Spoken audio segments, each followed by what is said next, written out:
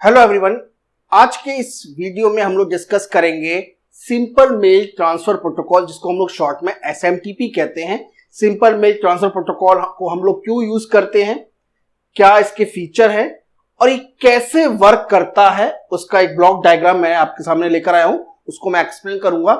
और अगर आपको SMTP के बारे में कुछ पता नहीं है तो इस वीडियो को आप एंड तक देखिएगा, आपको इसके बारे में एक ब्रीफ नॉलेज जो है वो हो जाएगी। तो अभी तक आपने अगर इस चैनल को सब्सक्राइब नहीं किया है, सब्सक्राइब द चैनल, और आपको ये वीडियो अगर अच्छा लगे तो इसको लाइक करना मत भूलिएगा। तो अब हम लोग जो है आज के इस लेक्चर में देखते हैं, डिस्कस करते हैं कि सिंपल मेल ट्रांसफर प्रोटोकॉल का क्या फंक्शन है, इस प्रोटोकॉल को हम लोग क्यों यूज करते हैं।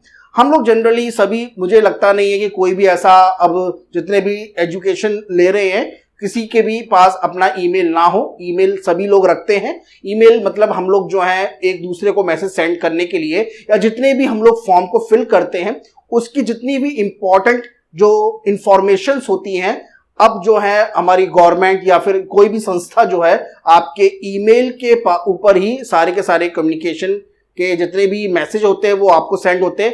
पहले ये जो काम था, हमारी जितनी भी गवर्नमेंट एजेंसी वर्क करती थी वो सारे के सारे कम्युनिकेशन को हमारे घर तक जो है डाक के द्वारा यानी पोस्ट के द्वारा जो है हमारे घर पे भेजती थी। अब जितने भी हमारे कम्युनिकेशन के जितने भी मैसेज होते हैं वो हमारे ईमेल पर आते हैं। अब बात ये आती है कि जब हमारे पास जो ईमेल ये आता है तो इसको हम लोग जो है कैसे ये वर्क करता है, यानी ईमेल के पास जैसे आपको दो पॉइंट पर 1 और 2 पर, यानी मान के चलिए 1 को 2 पर एक यूजर है, 1 यूजर है, उसको सेकंड यूजर को ईमेल करना है तो उसके पीछे की जो बैकग्राउंड है मतलब कैसा होना चाहिए। तो अगर 1 को 2 को ईमेल पहुंचाना है तो उस मेल को पहुंचाने के लिए क्या क्या फंक्शन होना चाहिए, कौन कौन सी चीजों की जरूरत पड़ती है, इसको मैं आपको बताऊंगा। तो पहला बात यही आती है कि इट इज अ प्रोग्राम। ये सिंपल मेल ट्रांसफर प्रोटोकॉल जो है ये एक तरह का प्रोग्राम है। प्रोग्राम मतलब कंप्यूटर प्रोग्राम है। It is a program used for sending the messages. अब यहां पर हम लोग जो है मैसेज को सेंड करते हैं। किस तरह के मैसेज को सेंड करते हैं? आपके ई मैसेज को सेंड करते हैं, यानी ईमेल मैसेज को सेंड करते हैं टू द अदर यूजर, यानी एक 1 जो है 2 को मैसेज सेंड करना चाहता है। अब ऐसा नहीं है कि केवल एक ही यूजर को सेंड किया जा सकता है। 1 जो है पैरेलली इकट्ठे एक साथ बहुत सारे यूजर्स को मैसेज सेंड कर सकता है, यानी 1 2 को मैसेज सेंड कर सकता है, 1 3 को भी मैसेज, यानी पैरेलली हम इकट्ठे बहुत लोगों को मैसेज सेंड कर सकते हैं। तो to the other user based on email address. अब यहां पर सभी लोगों को, जितने भी यूजर्स हैं जो कि ईमेल की फैसिलिटी को यूज करना चाहते हैं, उनके अपने यूनिक ईमेल एड्रेस होते हैं।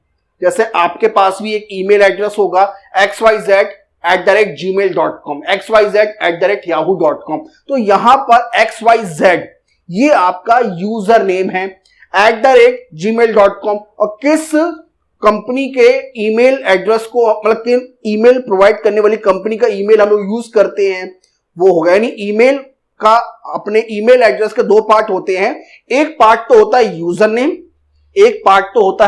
नेम, और दूसरा पार्ट होता है हमारा डोमेन नेम। उसको मैं डोमेन नेम ले लेता हूं। डोमेन मतलब आपका जो @ तो @ जो है आपका आइडेंटिफायर है, जो कि आपको सेपरेटर बोल लेते हैं, जो कि यूजर नेम को डोमेन नेम से अलग रखता है। तो इसके बारे में लिखने की जरूरत नहीं है, इसको मैं डिटेल में और बताऊंगा आपको। अब आगे आता है कि यहां पर ओवर द इंटरनेट। तो इंटरनेट पर अगर हमें अपने ईमेल को, मैसेज को एक यूजर से दूसरे यूजर को भेजना है तो हम लोग जिस फंक्शन का यूज करेंगे, जिस प्रोग्राम का यूज करेंगे, उसे हम लोग कहते हैं SMTP, that is simple mail transfer protocol.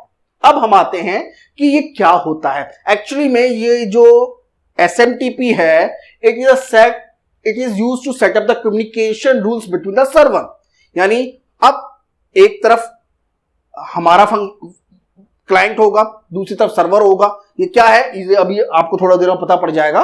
तो जनरली जो SMTP है ये रूल्स बताता है, यानी रूल्स डिफाइन करता है। तो जब हम लोग एक यूजर से दूसरे यूजर तक मैसेज को सेंड करना चाहते हैं तो हमें कौन कौन से प्रोटोकॉल का मतलब होता है रूल्स को ध्यान में रखना है, तो वो जो रूल्स डिफाइन किए जाते हैं वो SMTP की हेल्प से किए जाते हैं। अब यहां पर इसके पास मैं थोड़ी देर में पॉइंट में आऊंगा, तो उससे पहले हमारी जो इसकी फंक्शनिंग है जरा उसको देख लेते हैं। अब यूजर और यूजर, यानी ये यूजर ए है, ये यूजर बी है। यूजर ए यूजर बी को मैसेज सेंड करना चाहता है, ईमेल मैसेज सेंड करना चाहता है, तो इसके लिए एक यूजर एजेंट होगा, यहां पे भी यूजर एजेंट होगा, यानी SMTP की थोड़ी फंक्शनिंग है, जरा देख लेते हैं इसको ब्रीफ में हम लोग देख लेते हैं। ये यूजर एजेंट, ये वाला यूजर एजेंट, यानी ये पूरा पार्ट जो है आपका SMTP का है। अब ये यूजर एजेंट जो है अपने मेल ट्रांसफरिंग एजेंट, क्या है? मेल ट्रांसफरिंग एजेंट, ये MTP की फुल फॉर्म है mail transferring agent. MTP client से कनेक्ट है। अब ये MTA क्लाइंट आपके इंटरनेट से, यानी इंटरनेट की हेल्प से, इंटरनेट की फैसिलिटी की हेल्प से एक MTA सर्वर को मैसेज सेंड करते हैं। यानी यूजर ए यूजर बी को मैसेज सेंड करना चाहता है, तो वो अपना मैसेज जो है, अपने मैसेज को क्रिएट करेगा, यानी कंपोज करेगा पूरा। कहां पे करेगा? इस यूजर एजेंट पे क्लिक करेगा। तो यूजर एजेंट कौन सा हुआ? यूजर एजेंट हो गया आपकी, जैसे लाइक आपका जो डोमेन नेम था आपकी @gmail.com था, यानी जीमेल आपका एक तरह का यूजर एजेंट हो गया। अब यहां पर मेल ट्रांसफरिंग एजेंट यानी आपके एंड पर जिस कंपनी का डोमेन नेम आप रजिस्टर करके आप यूज कर रहे हैं, यानी एक तरह से आप जिस कंपनी का मेल सर्वर यूज कर रहे हैं, उसी का मेल ट्रांसफरिंग क्लाइंट आपके दूसरे यूजर को, जहां पे आप मैसेज सेंड करना चाहते हैं, उस मैसेज को आपने कंपोज कर लिया, आपने क्लिक किया, बटन दबाया, सेंड बटन। तो यानी MTA क्लाइंट ने आपके मैसेज को इंटरनेट पर MTA सर्वर, यानी मेल ट्रांसफरिंग एजेंट के सर्वर को सेंड कर दिया। अब ये MTA सर्वर यूजर एजेंट को सेंड करेगा मैसेज, और आपका मैसेज फिर यूजर बी पे पहुंचेगा। हाँ, यूजर बी तक पहुंचने के लिए आपके मैसेज को आपके सर्वर पर डाउनलोड होना पड़ेगा। तो डाउनलोडिंग का जो प्रोटोकॉल है वो दूसरा है, जिसको हम लोग पोस्ट ऑफिस प्रोटोकॉल कहते हैं, उसके बारे में मैं आगे आपको बताऊंगा।